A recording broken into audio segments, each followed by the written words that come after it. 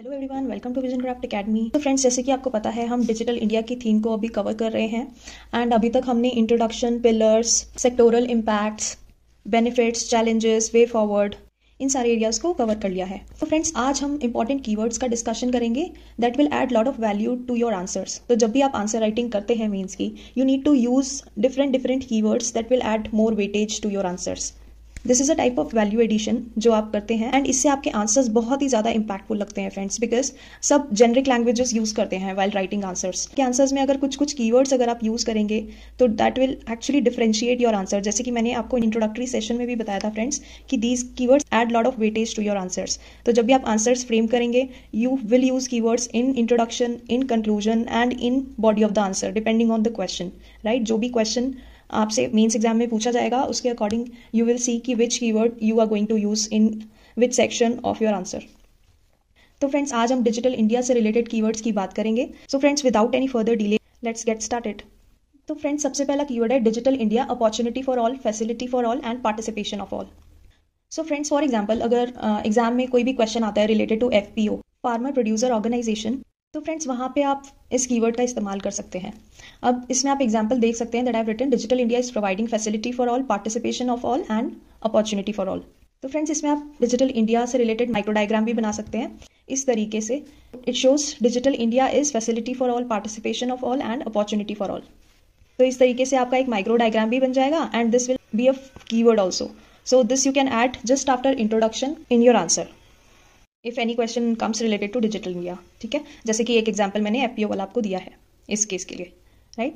सो similarly examination hall में you can just see like wherever in essays या फिर in generic means writing for questions आप इस keyword का इस्तेमाल कर सकते हैं। तो चलिए friends, now let's look at the next keyword. So next keyword is technology with human face और human touch.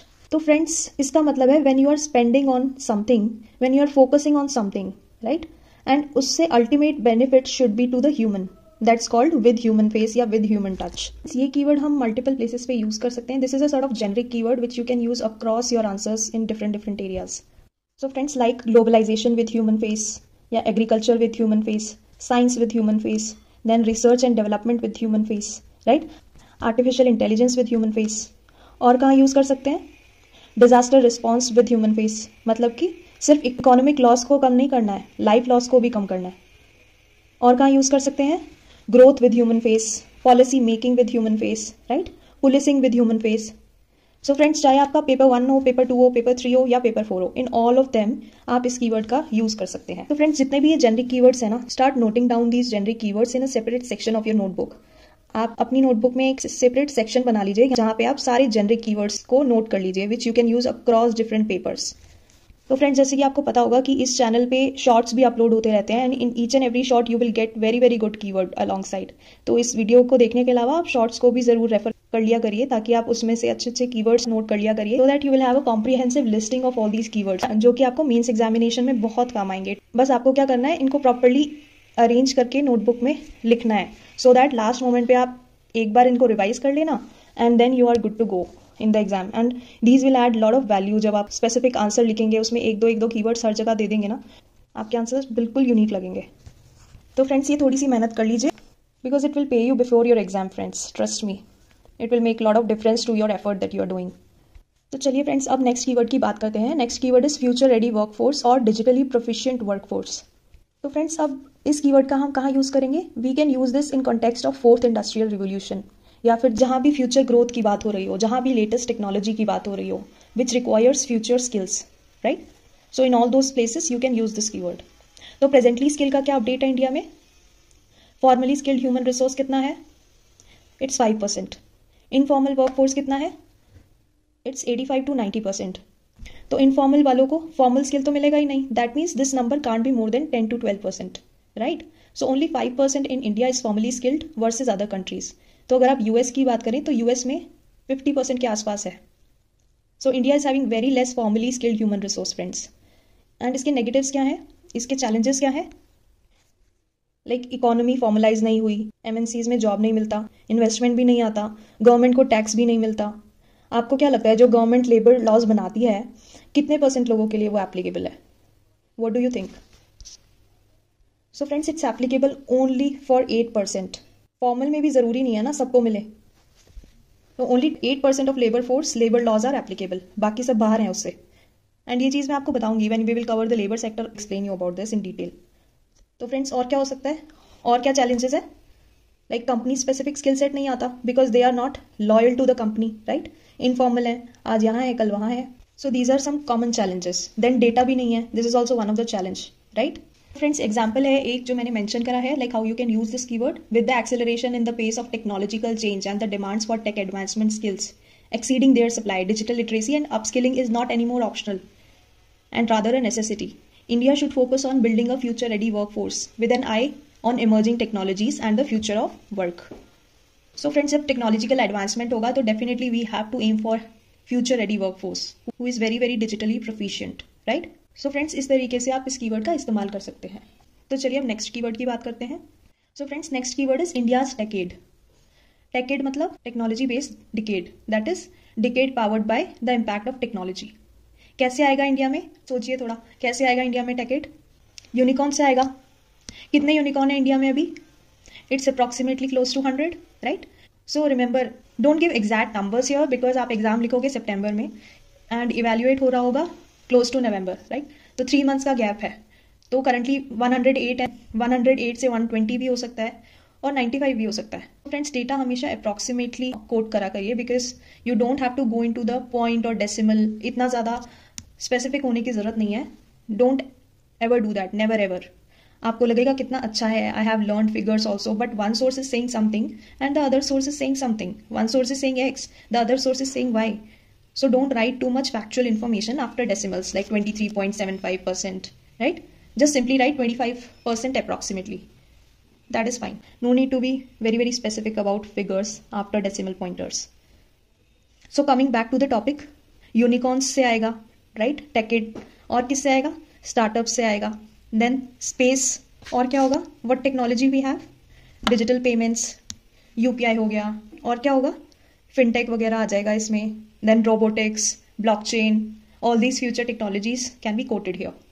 So you can see one example, like Digital India should focus on catalyzing new India's decade, showcasing India's journey from a consumer of technology to leading the future of technology.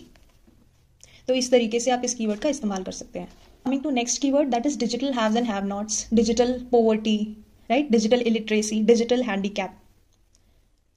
तो मतलब इसका मतलब क्या है, इसका मतलब है digital divide which leads to digital poverty, which leads to digital illiteracy, which leads to digital handicap, right.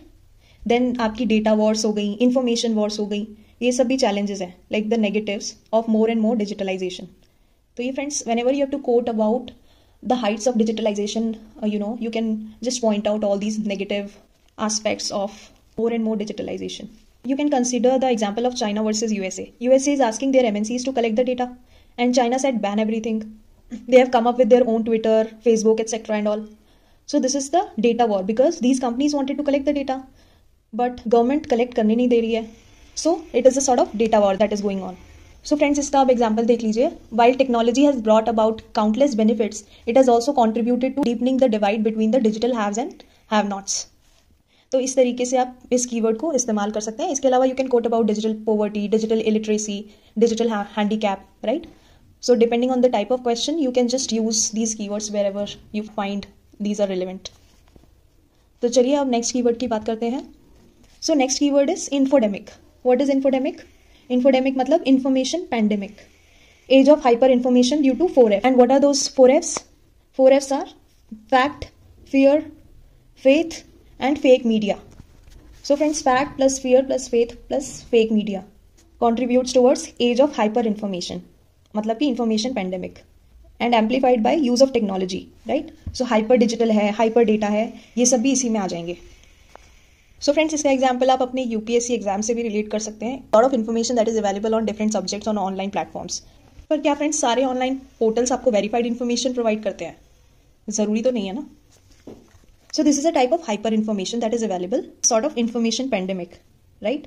This is also amplified by the use of technology, right? So you have to just find out right source for you to refer for your subjects also, right? Similarly, COVID के case में अगर आपको याद होगा, there was too much fake news that was spreading related to health, related to causes, right? Etc. etc. So due to which there was a lot of misinformation or toxicity, right? Because not all the information was verified. So that was also an example of infodemic, right? Now friends, इसका example देख लीजिए. Free and independent media can be an effective counter or antidote to toxicity of the infodemic. Besides providing facts and verified news to people, independent media also holds governments and public authorities accountable. So friends, इस तरीके से आप इस keyword को use कर सकते हैं. तो चलिए अब नेक्स्ट कीवर्ड की बात करते हैं. नेक्स्ट कीवर्ड इज डेटा शक्ति से भारत शक्ति एंड उससे हमें विश्व शक्ति की ओर जाना है. So this is mix of Hindi plus English, friends. This you can use across your answers again. आप इसको way forward में भी use कर सकते हैं. This case, data शक्ति leads to भारत शक्ति leads to विश्व शक्ति. We have to aim for this stage. तो चलिए इसका example देख लेते हैं. Data शक्ति leads to भारत शक्ति leads to विश्व शक्ति due to collective power of data and demographic dividend, that is human plus technology. तो फ्रेंड्स जहाँ भी डिजिटल इंडिया से रिलेटेड क्वेश्चन आए आप इसको एज अ वे फॉरवर्ड में यूज कर सकते हैं. ठीक है, चलिए नेक्स्ट कीवर्ड की बात करते हैं. So it is transforming divides into dividends, यानी कि हमें डिवाइड्स को डिविडेंड्स में कन्वर्ट करना है, नेगेटिव्स को पॉजिटिव में कन्वर्ट करना है. मतलब कि प्रेजेंटली डिवाइडेड है बट पोटेंशियल अच्छा है. We can harness the dividend of that, right? There can be different areas और different ways in which this keyword can be used, friends. तो आइए देखते हैं कि कहाँ कहाँ इस कीवर्ड का हम इस्तेमाल कर सकते हैं. Like for example, we have to transform digital divides into dividends, energy divides into dividends. Then we can use it in case of gender also. Gender divides into dividends. Then आप knowledge के case में भी use कर सकते हो. Transforming knowledge divides into dividends. Then regional and local divides की भी आप इसमें बात कर सकते हो, right? So you can quote about regional divides into dividends, right? Transforming regional divides into dividends. Then you can quote about transforming rural urban divides into dividends. Then you can also have transforming development divides into dividends. Demographic divides into dividends, right? All these are different ways in which you can use this keyword. Friends, इस तरीके से आप इस keyword को multiple divides के cases में use कर सकते हैं. And you can talk about transformation of that divide into dividend, which is a future goal that we should have, right? So friends, ये भी आप way forward में use कर सकते हैं या suggestions quote करते टाइम use कर सकते हैं. इसका example एक बार देख लीजिए. We should constantly focus towards transforming gender divides into dividends, right? So similarly, you can quote about other divides also. आप sentences को multiple ways में frame कर सकते हैं. This is just an example which shows how this keyword has been used. And आप इस keyword को अलग अलग सेंटेंसेस में यूज़ कर सकते हैं. दीज आर द कीवर्ड्स जिनको आप अपने आंसर राइटिंग में यूज़ करके अपने आंसर्स को डिफरेंट बना सकते हैं, इम्पैक्टफुल बना सकते हैं. And these are certain examples. जिस तरीके से मैंने सेंटेंसेस में दिखाया, you can use these keywords. इसके अलावा भी you can quote your own sentences depending on the message that you wanted to convey. तो आप अलग अलग तरीके से इन कीवर्ड्स को एग्जाम्पल्स में फ्रेम कर सकते हैं, friends. And definitely this will add a lot of color to your answer when examiner will see. And just think from that perspective कि अगर कोई एग्जामिनेशन हॉल में एग्जामिनर आपकी कॉपी चेक कर रहा है. अब नॉलेज तो ऑलमोस्ट सबको होती है, ऊपर नीचे थोड़ा बहुत होता है, सब्जेक्ट सबने पढ़े होते हैं. तो अगर आप जेनरिक आंसर्स लिखेंगे it will not leave that much impact. तो अगर आप जेनरिक आंसर्स लिखेंगे, राइट, सबकी कॉपीज में जैसे नॉर्मल जेनरिक आंसर्स होते हैं, तो it will not catch the I of the examiner.